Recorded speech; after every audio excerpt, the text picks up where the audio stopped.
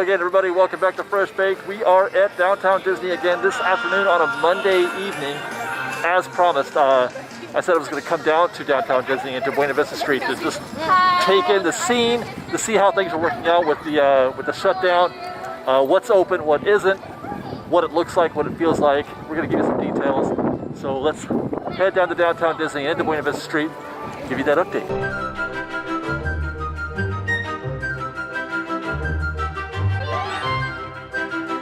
Now the first thing that we'll notice is the crowd levels. They are absolutely nothing compared to what they have been. This does not resemble that at all, so it's having a definite impact on the crowd levels here at Downtown Disney. We haven't been into Buena Vista Street yet, but I fully expect it to look just like this. Now they said up front, note all the restaurants will be closed, but that's for dining in, be that indoors or outdoors. But every location has its own, how do I put it? They can make their own decision. If they offer takeout, they can stay open and provide that. So you might see some express locations open up. I don't see Jazz Kitchen, obviously, is completely closed. The Express is closed. Tortilla Joe's, same thing. So I think they're given the option of whether or not to, if they offer takeout, they can be open. But it looks like most of the restaurants are closing. For example, Black Tap is closed, but they do have an express window here. The Crazy Shake for those custom shakes, which are enormous, by the way. This is open. So it's not that they're not selling them at all. They're making their own choice as to whether or not they want to stay open. If you do choose, though, to get a Crazy Shake, for example, you cannot, I don't even think you can walk around with it, to be honest. You can't eat it here, for sure. There is absolutely, positively no dining. Whether or not you're sitting down, or sequestered somewhere. The whole point is that they don't want you to have your masks off, period. So if you're gonna get a Crazy Shake, that's gotta be like the last thing you do. You get the Crazy Shake and then you walk out of here. Looks like Sprinkles has chosen to stay open as well. This makes a lot of sense because you're gonna come here and get a dozen and you can take them home or something like that. Wetzel's Pretzels is still open. That is a relief. Meanwhile, obviously, Uba Bar, empty. Wrapped up. I mean, it doesn't take much to see what an impact the no dining order is having on crowd levels here at Downtown Disney. Same for Salt and Straw, although there's nobody, there is one person in there. That's great. Salt and Straw is open. You can get some of that seasonal ice cream right now if you were here. Now here's something that I wasn't expecting. Marceline's is open, which I was expecting, but I wasn't expecting a queue. I figured since, the crowd levels would be so low that they wouldn't require a queue for anything. But there you have it. There's a queue for Marceline's Confectionery. Empty Naples. Starbucks has chosen to close up, and that is not a surprise at all. Starbucks should be open in this case because that's definitely something that you're going to want to, take with you and drink while you're walking around Downtown Disney. So it makes sense that they would close. And there's your non-existent queue for World of Disney. It looks like it's just a straight up walk in. There's maybe like 5 or 6 people there at the very end or very beginning of the queue. Now, mind you, this is a week later into the Christmas shopping season. You're keeping World of Disney, you're keeping Downtown Disney open for the Christmas shopping. I sure hope there's lots of people in there. This is a little bit, it's kind of sad to watch or to see so few people right now in Downtown Disney. It's a ghost town, you guys. It's a total ghost town. It feels otherworldly. If we thought that it felt otherworldly at Buena Vista Street, Downtown Disney before, this is even worse. It's even more so. I don't even know how to describe this sensation of sort of a post-apocalyptic feeling that I'm getting. Like we shouldn't even be here at all. And that's the entirety of the queue for World of Disney. 4 people. It's interesting when you reflect on it. How quickly we have assimilated to the world we live in today, where it's weird not to see. Like we're expecting queues now. We're expecting long queues outside of shops, outside of World of Disney here. we've become accustomed to seeing that. So now when we don't see the queue, we're like, well, gosh, no, this is weird, this is strange. Where's the queue? This is just such a strange world that we're living in right now that it's a little bit difficult to adapt to this new. And I don't know how the next 3 weeks is just to get back to that minimal level that we were on just a week ago.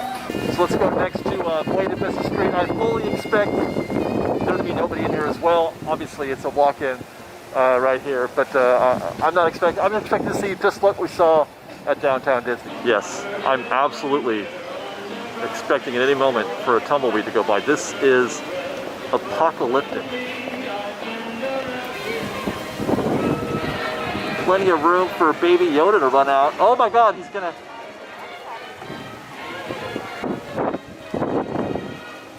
That was cool.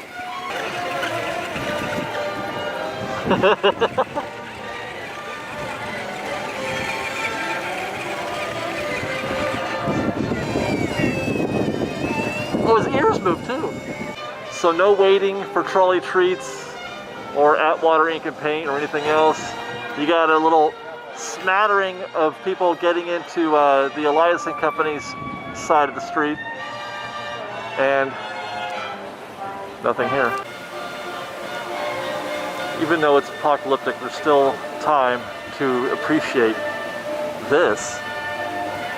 It's a very kind of stormy evening, which is adding to the the aesthetic of the evening. But look at that sky right now. Typical Southern California evening sky. Fantastic. Beautiful. All right, so Fiddler, Pfeiffer, and Practical Cafe, aka Starbucks, closed.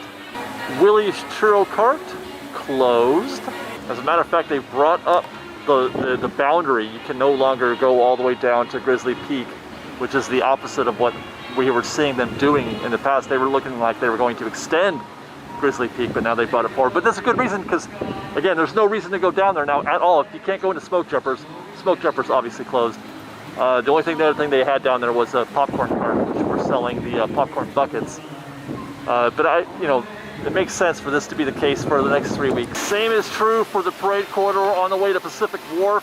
They brought the boundary line here, so much so that they've actually closed it. I thought I was going to get a look in there this afternoon, but they've closed the new expansion area, the flex area, and your carts are back out here in the walkway, which again makes sense. Okay, so this is Hollywood Boulevard. Again, Award Wieners is closed, but Off the Page is open. They just recently opened that. But this has more people on it than Buena Vista Street did. Very curious, although it's not exactly a lot. This is still just, what, 100 people, if that, not even that, 50? All the tables have been removed. All those outdoor seating have been removed. And there's Off the Page, opened up. This one does have a good 20, 30 people in its queue. You cannot keep Disney fans from shopping, especially at new things. Disney fans love the new stuff. So it looks like they've got a few people in there. Off the Page still happening. Now, where we saw the boundaries reduced at Grizzly Peak and the parade corridor on the way to Pacific Wharf, the boundaries here on Hollywood Boulevard have been extended. The rope goes all the way down to the end of the street almost, just to the exit of the animation building, which is necessary because that's how you exit Off the Page. And you can get up close and personal with the red car trolley now, which is kind of neat. I mean, I don't know why. This is as cool gets that you can get this close. You can't even do this when the park is open under normal conditions. By the way, now that they've extended the boundary, Schmoozies is within the ropes, but it's not open. Obviously, it's not open now, but it wasn't open before either. I do think that when they reopen Buena Vista Street after the 3-week shutdown, that you might see Schmoozies reopen. So the idea with not having the ODV carts open is that they're trying to eliminate the possibility of you taking your mask off. That's why they're not opening anything here. That's why the shopping is open, because you don't have to worry about that. The objective, the goal, is to keep masks on 100% of the time. This is supposed to be just for 3 weeks. The shutdown is supposed to last just short of Christmas Day. In the meantime, I'm hearing good news on the possibility of a vaccine coming, although I think the most essential workers are probably going to be getting that vaccine first. But it is starting in December. This month, we should begin to see the first of our December vaccine. So that's good news with respect to, kind of getting over the hump.